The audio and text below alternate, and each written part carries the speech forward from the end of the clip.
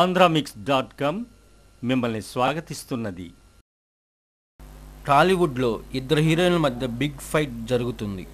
వరుస హిట్లతో ఊపు మీద ఉన్న హీరోయిన్ సమంత ఒకరైతే, మరో హీరోయిన్ చార్మి.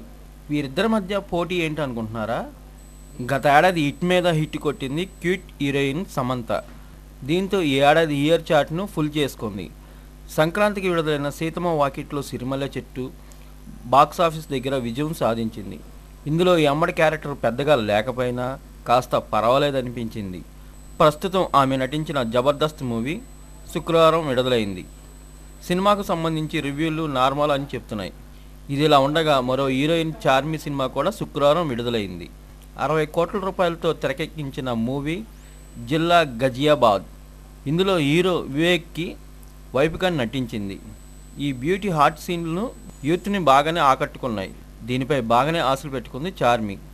వచ్చిన ఏకైక అవకాశం తనకు కలిసి వస్తుందని ధీమాగా ఉంది. రివ్యూలు నార్మల్గానే వస్తున్నాయి. ఈ చిత్రం బాగుంటే అక్కడ మరిన్ని ఆఫర్లు వస్తాయని అనుకుంటుంది ఈ అమ్మడు. ఇటు సమంత అటు చార్మీలు సినిమాలు ఒకే రోజు విడుదలయ్యాయి.